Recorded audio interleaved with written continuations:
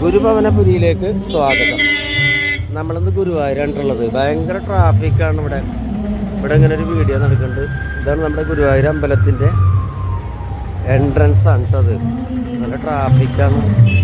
അപ്പോൾ അത് ഇവിടെ ഇങ്ങനെ വീഡിയോസൊന്നും അല്ല, ഇവിടെ അല്ല, എന്നാലും നമ്മൾ എടുക്കുന്നുണ്ട്. എന്തായാലും നമ്മളീ കാണുന്നതാണ് ഗുരുവായൂർ അമ്പലം. ഇവിടെ അങ്ങനെ ഒരു ഗാനമേള നടക്കുന്നുണ്ട്.